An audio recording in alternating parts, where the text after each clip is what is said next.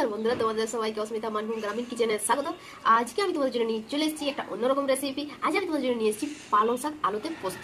কি ভাবা যায় যে পালং শাক দিয়ে আবার পোস্ত বানানো যায়? পোস্ত হলে আবার কিরকম হবে? কিন্তু আমি 100% গ্যারান্টি দিচ্ছি যে পালং শাক দিয়ে পোস্ত বানালে খুব সুন্দর লাগবে খেতে। আর এখানে দেখো উপকরণগুলো কি লাগছে গেছে, এটা দেখলাম। এখানে দেখতে পাচ্ছ আলু নিয়েছি, আলুগুলো ছোটো ছোটো ছোটো ছোটো করে কাটে নিয়েছি। মানে মিডিয়াম সাইজের আমি 4টা আলু নিয়েছি, আর এখানে 4টা কাঁচা লঙ্কা নিয়েছি, একটা পেঁয়াজ কুচি, 2টো ছোটো ছোটো টমেটো, আর এইখানে নিয়েছি পালং শাক। আর তোমাদেরকে এই পালং শাকগুলো আমি কীরকমভাবে কাটনি কতটা ব্যবহার করতে হবে এটা আমি তোমাদেরকে দেখাবো। চলো তাহলে বসে নিয়ে নিয়ে যাক। আমি এখানে পালং শাকগুলোকে ভালোভাবে ধুয়ে পরিষ্কার করে নিয়েছি। এই যে পালং শাকগুলোর ডাল আছে, এখন পালং শাকগুলো অনেকটা মোটা মোটা ডাল হয়ে গেছে। আমাদের এই ডালটার কোনো দরকার নেই, আমাদের এখানে দরকার আছে শুধু পাতাগুলো।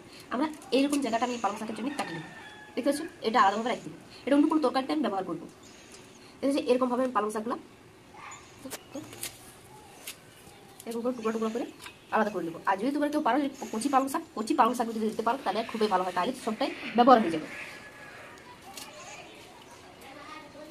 কিন্তু আমি বাজারে এগুলোই পাইছি, তার জন্য এখন এগুলো নিয়ে আসছি। আর যদি এইরকম তোমরা এই ছোটো ছোটো পালং শাকগুলো পাও তাহলে এটা সবটাই কাজে লেগে যাবে।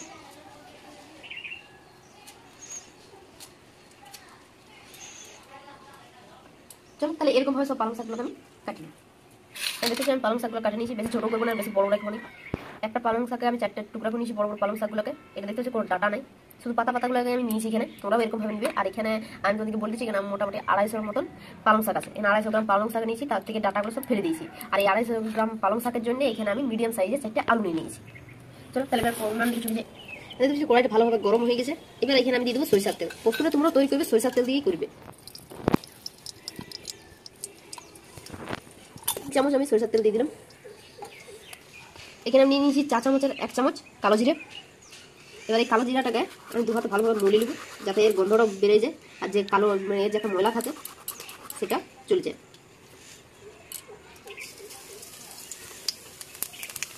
আর এখানে 4টা কাঁচা লঙ্কা এগুলো দিয়ে দেবো।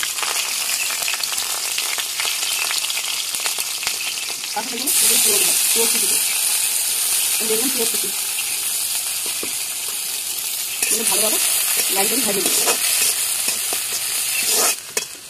এখানে পেঁয়াজটা আমি বেশি ভাজবো না, মানে হালকা করে ভাজিয়ে দেবো। পোস্ততে হালকা কাঁচা পেঁয়াজই ভালো লাগে। এবার এখানে আমি এই যে আলুর যে টুকরাগুলো দিয়ে দেবো।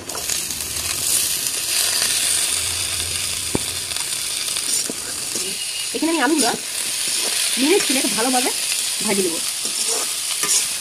আর এখন আমি এখানে কোনো নুন ব্যবহার করি না, নুনটা দেবো পরে। আলু সাথে লাল লাল করে ভাজা হয়ে গেছে। এখানে আমি এখানে দিয়ে দেবো পালং শাকগুলো।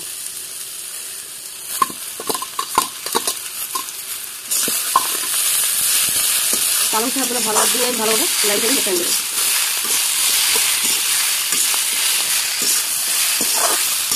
যখন ভাজার পর এই যে টমেটো সাজিয়ে দিচ্ছেন, সব ছোটো টমেটো এগুলো করে নিয়ে দেবো।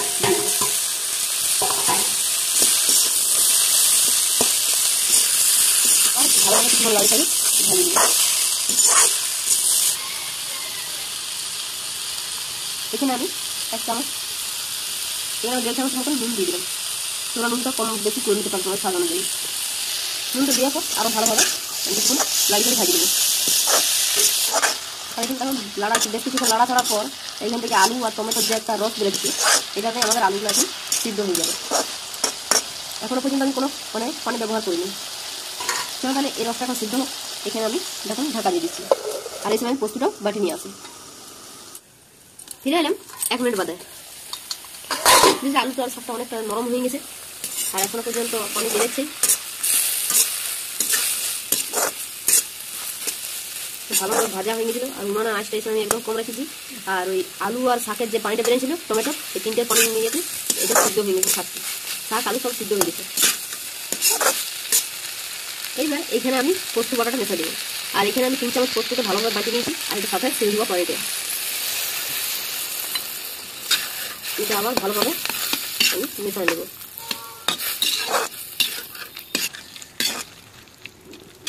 আর পোস্তটা দিয়ে বেশিক্ষণ ফুটাইও না, কারণ পোস্তের যে একটা গন্ধ থাকে সেই গন্ধটা নষ্ট হয়ে যাবে। আর এটা ভাতের সাথে গরম গরম ভাতের সাথে খেতে অসাধারণ লাগে। আর এখানে তোমরা শেষের সময় কাঁচা সরিষার তেল ব্যবহার করতে পারো, আমি এখানে কাঁচা সরিষার তেল দিচ্ছি না। আর পোস্ত তো জানো একটু শুকনো শুকনো হয়।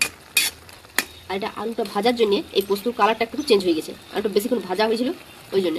আর এটা যেহেতু আমি এটা কোনো বাড়তি কোনো পানি ব্যবহার করিনি, এখানে শুধু আলু, শাক আর টমেটোর যে পানিটা বেরিয়েছিল ওইটাতে আলুটা সিদ্ধ হয়ে গেছে।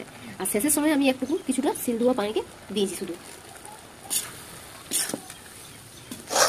দেখছো পোস্তটা পুরো শুকিয়ে গেছে। আমি এখন এটা উনান থেকে নামাই নেবো।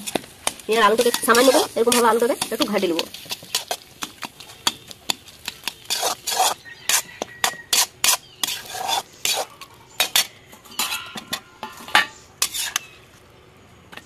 এখানে তোমরা চাইলে শেষের সময় কাঁচা লঙ্কা, কাঁচা সরিষার তেল তোমরা এটা দিতে পারো।